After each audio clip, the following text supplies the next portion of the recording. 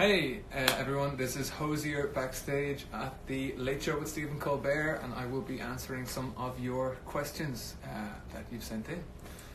All right, Hozier, what were you up to during your 5-year hiatus between albums? What was I up to? I took a break. For the first album, it was released, and for 2.5 of those years, I was out of a suitcase. So I found it very difficult to make music under those circumstances. And I took a break then. I came home, moved back to Ireland, moved to the countryside, and I kind of decompressed. And for the next year, I did normal people things and lived life, went for walks and swam in the sea and enjoyed just a slower pace of life, and wanted to make sure I was writing stuff the way I wanted to write music, and write it in a way that made sense and felt honest and came from the same place as the last records. That's awesome. What inspired your underwater cover? What inspired the underwater cover? I worked on this artwork with my mother, who's an artist, goes by Rain Hozier, and she had painted. I began by borrowing some of her artworks for the first few releases. She ended up painting the cover for the first album. On this one, we kind of worked together on it.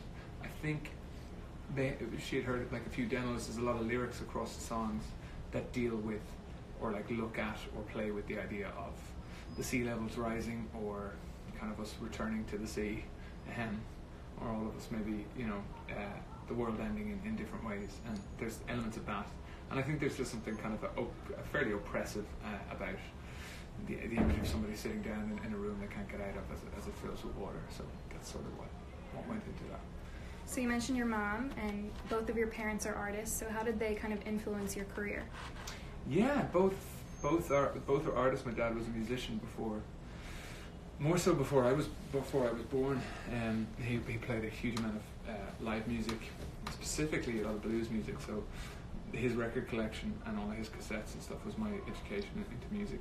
I just kind of poured over his work, and my mom was an artist, a visual artist, and so come from a traditionally unemployable family, and so they were very supportive when I was when I dropped out of college and wanted to make work. But there was always music playing in the house. There was always discussions about art and its intention, I suppose, and its value and its limitations, and I just wanted to do something that I found fulfilling. And what part of performing do you love the most? Is it the guitar, singing, songwriting?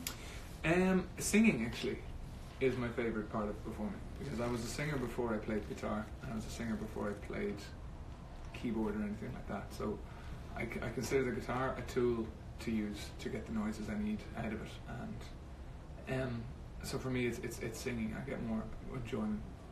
And do you like singing live or in the studio more? I don't know, somewhere in between. Probably alone with no one listening still.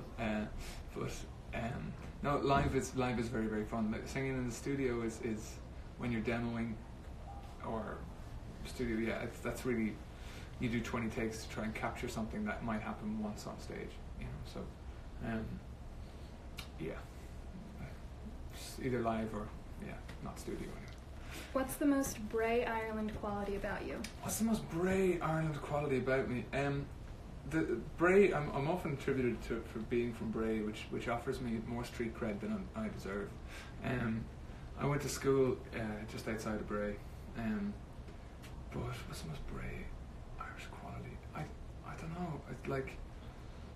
I would say people would more define me as a Greystones head or a Newcastle head or something like that. Bray.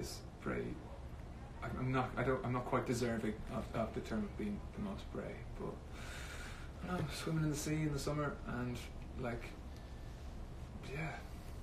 eating chips and drinking tea to warm up, I suppose. I don't know. Who do you want to collaborate with who you haven't yet? Who would I like to collaborate who I have not collaborated yet with? It would be a dream of mine to work with Tom Waits, I have to say. So he was one of the reasons I got into writing music, and I fell in love with his work as a teenager. So Tom Waits is very much kind of at the top of my list. All right, we'll let him know. So if you could write a song for your dog, What would you name that song? I could write a song for my dog. Would you believe I actually once wrote a song for my dog? Again, this is one of those ones that probably no one will ever hear. Can you give us a little sample? I don't know. I don't know. And I think it was called a Dog's Heart or something like that. Yeah, which was a fun one. It just was like a fun little exercise in writing. Cool.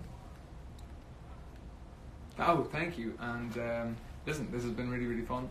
And I will be on The Late Show with Stephen Colbert later on. And thank you so much for your questions. Really appreciate it. Thank you so much. Cool, sorry. This is just the end.